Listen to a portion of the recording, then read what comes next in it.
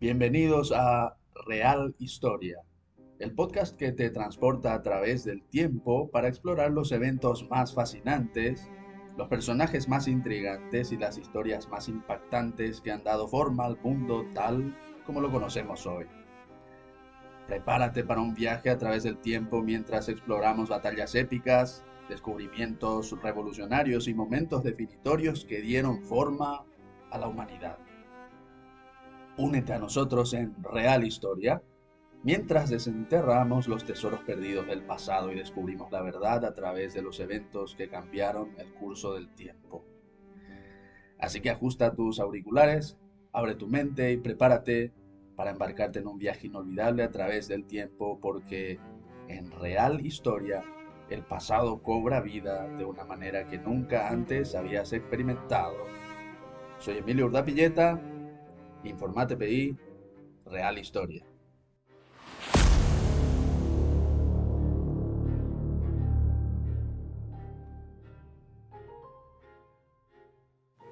Martes 28 de mayo del 2024. En el episodio anterior oímos cómo la provincia del Paraguay venció en el campo de batalla a la invasión dirigida contra ella por la Junta Revolucionaria de Buenos Aires. El noble y valiente, pero también ingenuo y manipulado, si se quiere, general Manuel Belgrano conoció la derrota en Paraguarí y Tacuarí.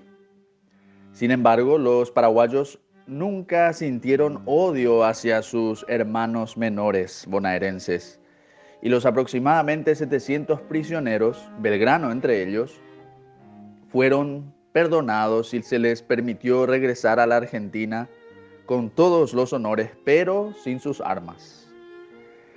Solo unos pocos de los capturados fueron confinados al interior del Paraguay, en Concepción y en San Estanislao especialmente. A pesar de ello, el gobernador del Paraguay y de las misiones guaraníes, don Bernardo de Velasco, intuyó que, más allá del triunfo militar que se obtuvo, la situación política era más peligrosa que nunca. En la provincia más antigua y más poblada del virreinato, con capital en Asunción, también habían conventillos en donde se congregaban simpatizantes de la Revolución de Mayo porteña, y la fallida ofensiva del general Belgrano no hizo sino enfervorizarlos y fanatizarlos aún más. Esto es la Real Historia. Don Bernardo de Velasco, junto a sus hombres de confianza leales a la corona española, planeó desarticular los intentos de insurrección. Las armas capturadas a los porteños fueron repartidas a lo largo y ancho del país a las tropas victoriosas, que no fueron licenciadas. Al contrario, se les otorgó más roles en la custodia de las fronteras. Y estas tropas tampoco recibieron sus pagos y remuneraciones por el servicio militar.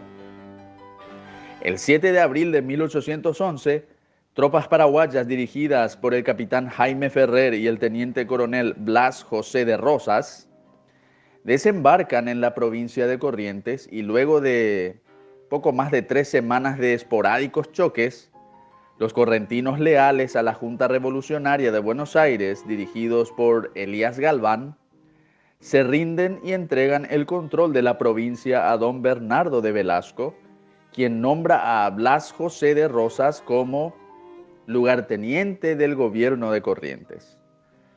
Blas José de Rosas, o de Roxas con X, o de Rojas con J. Yo creo que es de Rosas, si me preguntan. La pronunciación correcta, por cierto. Algunos testimonios señalan que los soldados paraguayos que entraron victoriosos en Corrientes registraron todas las bibliotecas de la provincia, de esta provincia, para encontrar los libros de autores ilustrados como Rousseau, Locke, Montesquieu, Holbach, Diderot y otros. Y cuando los hallaron, los convirtieron en fogata en la plaza principal de la ciudad correntina. haciendo vítores por el rey Fernando VII y por la religión católica. Con la captura de Corrientes, los realistas lograron liberar el tráfico fluvial paraguayo que estaba bloqueado y tenían la intención de ponerse en comunicación con Francisco Javier de Elío, el último virrey de las provincias del Río de la Plata, que tenía su sede en Montevideo. A esto se suma que el gobernador Velasco ya estaba en tratativas con el conde de Río Pardo, don Diego de Souza, que era el gobernador del Río Grande del Sur, actualmente Brasil, pero entonces era territorio portugués. El plan del virrey Elío, con apoyo del gobernador Velasco, era organizar una maniobra contrarrevolucionaria sobre Buenos Aires, el principal foco de la insurrección, con el auxilio de las fuerzas portuguesas que se encontraban en el Río Grande del Sur. A todo esto se añadía el llamado movimiento carlotista, que consistía en entregar la regencia de la corona española a doña Carlota Joaquina de Borbón, la hermana de don Fernando VII, para que ella venga hasta el Río de la Plata y asuma como regente de las provincias del Plata e incluso de todos los demás virreinatos en Montevideo. Ese era por lo menos el plan en los papeles. En Paraguay y en todo el Río de la Plata, esta idea de entregarle a Carlota Joaquina, la hermana de Fernando VII, mientras éste estuviera incapacitado, entregarle a Carlota Joaquina, la regencia de los virreinatos, tuvo muchos partidarios. Y también en Paraguay contó con numerosos adherentes, algunos de ellos sorprendentes, si es que lo tratamos algún día, este asunto del carlotismo. Sin embargo, justamente este movimiento carlotista tenía muchos riesgos, porque la princesa Carlota Joaquina de Borbón era esposa del rey de Portugal y emperador del Brasil, Juan VI de Braganza. Y esta dinastía de Braganza, que era considerada además como advenediza, porque fueron los ingleses quienes pusieron a los Braganza en 1667, 1668 en el Tratado de Lisboa, y aparte de que esta dinastía era vista como advenediza, era muy resistida por los rioplatenses por las innumerables querellas históricas que habían entre justamente los rioplatenses y los portugueses en sus constantes luchas fronterizas que venían de siglos.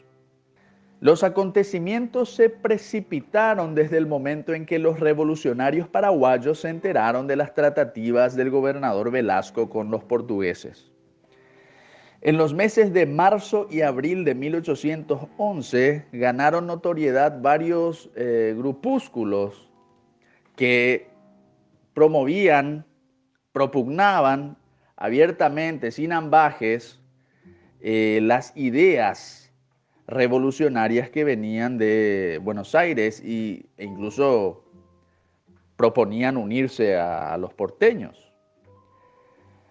Varios de estos grupos fueron desarticulados por el gobernador Velasco, pero sorprendentemente los más ardientes propulsores de la subversión eran sacerdotes, como el cura Fermín Sarmiento o el fray Fernando Caballero, o también más conocido, fray Francisco Javier de Bogarín, e inclusive diáconos como José de María y José Mariano Báez. Los más ardientes promotores de la revolución eran curas, clérigos, diáconos. Además, el Real Colegio y Seminario de San Carlos, en Asunción, era un hervidero de doctrinarios de los más diversos pelajes que propalaban sus ideas rebeldes, y el obispo del Paraguay, don Pedro García de Panés, o Panés, también dicen otros, a pesar de que era leal a la corona española, no podía creer lo que veían sus ojos. Tenía a casi todo el clero, no todo, pero casi todo el clero, y a casi todos los sirvientes de su curia y del Real Colegio Seminario, prácticamente en situación de insubordinación contra la corona y con ganas de apoyar a los ideales revolucionarios de Buenos Aires. No tuvo más remedio el buen obispo que resignarse ante esta situación, más allá de sus intentos por restablecer el orden. Pocas veces se menciona el hecho de que los rebeldes paraguayos tenían planeado realizar su revolución el 25 de mayo de 1811, haciéndola coincidir con el primer aniversario de la insurrección porteña. Pero cuando el capitán José de Abreu Mena Barreto, emisario del gobernador portugués en Río Grande del Sur, ingresó al Paraguay por Itapúa a inicios de mayo de 1811, a pesar de los esfuerzos de los complotados por detenerle, la situación tomó un cariz dramático. El Real Cabildo de Asunción recibió al emisario Abreu y en los días 12 y 13 de mayo de 1811 aprobaron en sesiones secretas que tropas portuguesas debían entrar en el Paraguay en caso de que estalle una revolución. Se dice que don Pedro de Somellera, enterado de todo esto, don Pedro de Somellera era un abogado insurrecto y porteñista que servía como secretario del gobernador Velasco, envió a doña Juana María de Lara para notificar a los revolucionarios y a los miembros de su cofradía de lo que estaba sucediendo en el Real Cabildo. Alarmados, la mayoría de los insurrectos se reúnen en la casa Martínez Sáenz sin saber qué acciones llevar a cabo. Es cuando Fray Fernando Caballero sugiere a los conspiradores que se pongan en contacto con su pariente, el doctor José Gaspar de Francia, para que él les aconseje sobre el mejor rumbo que debía seguirse. Hubo una reticencia, especialmente por parte del doctor Somellera y también del doctor Fernando de la Mora, quienes no confiaban mucho en el doctor Francia. Pero al final, sobre todo el estamento militar y algunos de los curas decidieron que lo correcto era acudir con Francia. Y fue este hombre quien recomendó a los militares conjurados que el mismo 14 de mayo, es decir, al día siguiente, el 14 de mayo debía realizarse la maniobra, pero no para derrocar al gobernador Velasco, sino para que él acepte que otros dos hombres, en calidad de consocios secretarios, lo acompañen en el gobierno. Esto fue lo que hicieron los complotados. Y así se realizó el golpe del 14 de mayo, tal y como lo indicó el doctor Francia. Los militares, capitán Pedro Juan Caballero, teniente Mauricio José Troche, alférez Vicente Ignacio Iturbe y otros, se levantaron y causaron también el levantamiento de varios cuarteles de la capital contra su propio gobernador. Además aprovecharon el momento porque había un pelotón de curuguateños en la plaza central de la ciudad de Asunción que estaban acampando y que estaban exigiendo al gobernador el pago de sus estipendios postergados. Ya en la madrugada del 15, como todos sabemos, se intima rendición a Velasco y se le presenta como propuesta eso que había estipulado el doctor Francia. Al amanecer, luego de varias advertencias, el gobernador acepta y, sin derramamiento de sangre, el golpe del 14 y 15 de mayo de 1811 resulta victorioso. Se acoplaron como consocios del gobernador, que siguió en su cargo, el doctor José Gaspar de Francia, que fue alcalde y cabildante y diputado electo por la provincia del Paraguay para las Cortes de Cádiz, y el españolista capitán Juan Valeriano de Ceballos, presidente del muy españolista Real Cabildo de Asunción.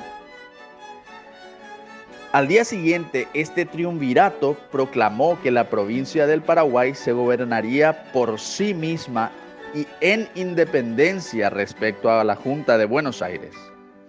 Y luego En el Real Cabildo de Asunción, los miembros de este triunvirato renovarían junto a todos los presentes su juramento de lealtad al rey Fernando VII de España. ¿Se emancipó el Paraguay en los días 14 y 15 de mayo de 1811? Oficialmente, todavía no, pero el proceso había comenzado. En el próximo episodio de La Real Historia, el último de esta saga, el Paraguay va a confirmar gradualmente su independencia respecto a Buenos Aires y su ulterior emancipación respecto al Reino de España. Les mando un abrazo, un saludo, gracias por escucharnos. Pueden seguirnos en todas nuestras redes sociales, compartir esto que presentamos aquí, Informate PI, en Facebook, Instagram, Twitter, TikTok, lo que sea. Y si Dios lo permite, nos volvemos a escuchar el próximo martes. Permiso.